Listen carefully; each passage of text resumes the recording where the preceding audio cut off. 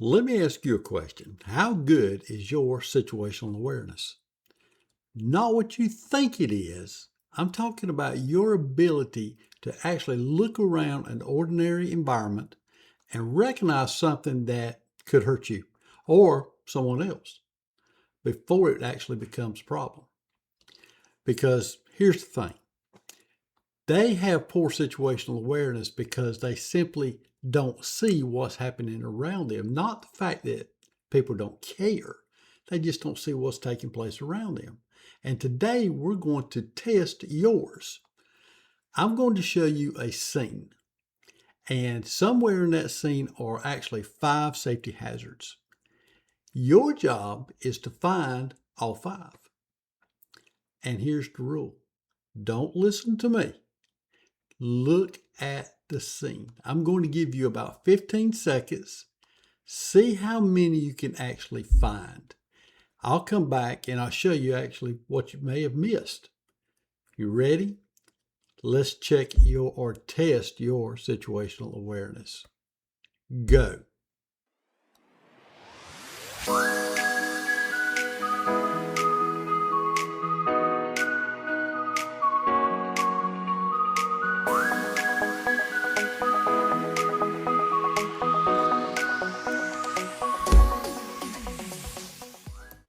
Okay. How many did you find? 5, 4, 3, maybe 1? And if you didn't find all 5, hey, don't feel bad. That's exactly the point of this exercise, because situational awareness isn't about seeing everything. It's about learning to look a little differently. So let's get back to the scene and look at the 5 hazards we talked about. Hazard number 1, a distracted pedestrian. Here's number 1. They're walking through a parking lot while they're looking down at what? Their phone. How many times do you see people doing this? How many times have we done this? Now you might be thinking, hey, what's the big deal? The problem is that their attention isn't on their surroundings. That's the problem. And you're not watching the other vehicles. You're not watching where you're walking. And you may not even notice that there was a vehicle that was backing out of the parking space. This is a perfect example of situational awareness. The hazard isn't necessarily the phone itself, by no means. The hazard is actually divided attention. And divided attention can cause us to miss something that is happening right in front of us. Hazard number 2, the vehicle backing out of the parking lot. I know it looks a little different on this AI generated scene, but you got a vehicle that's backing out of a parking spot. So this is something that we actually see all the time, hundreds of times. And because we see it so often, we tend to actually stop thinking about it. That's called normalization. And this sometimes is something that actually becomes so familiar that we stop treating it as a hazard, a potential hazard. But look at the situation. The vehicle is backing out. A pedestrian is nearby. Maybe another vehicle is coming through the parking lot or coming through another lane. There are multiple things that actually could happen in this situation, and all at the same time. That's where situational awareness actually becomes important. So don't just ask, hey, what's happening?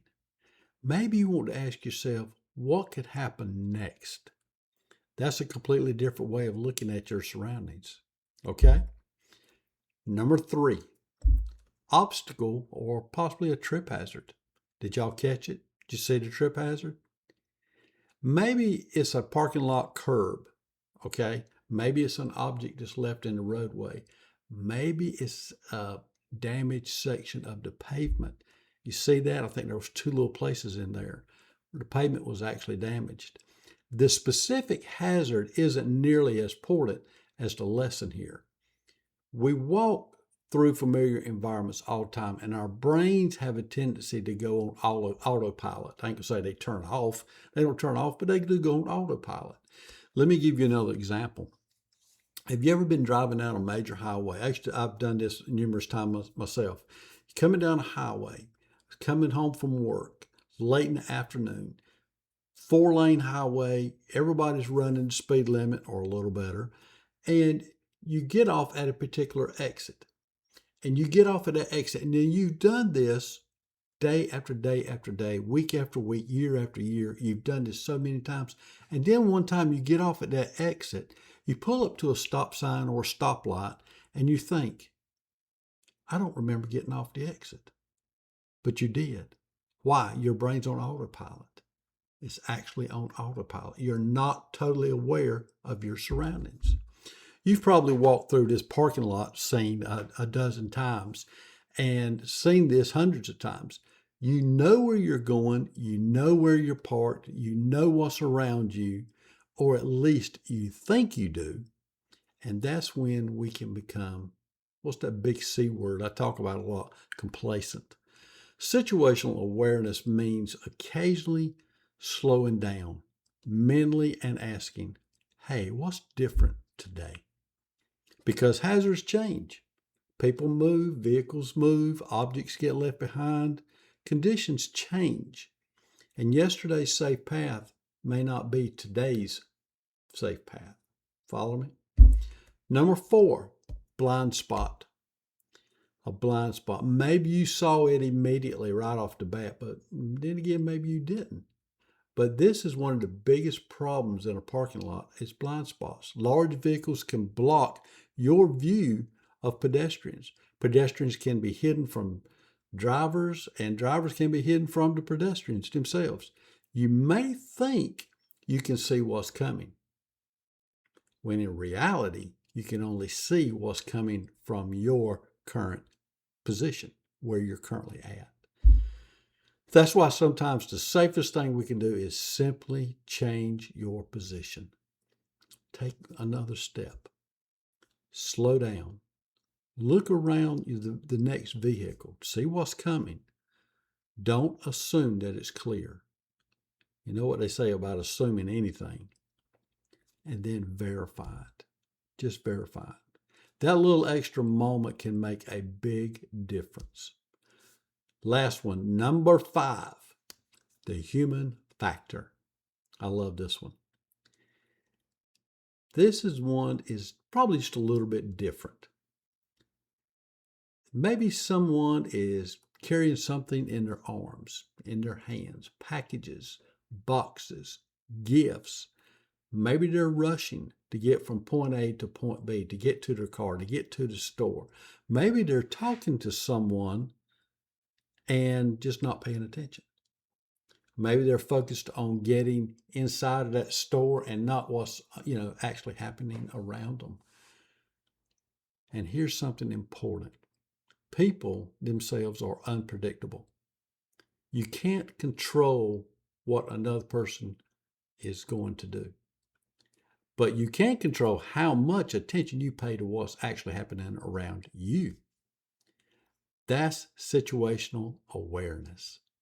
It's not about being paranoid, not by no means. It's not about expecting something bad to happen. It's not about expecting, someone to do something else. It's about you and just taking your time, being a little more alert. So the big lesson here, how did you do? Did you find all 5? If you did, hey, congratulations. But here's where the part I want you to think about. Did you find them before I pointed them out?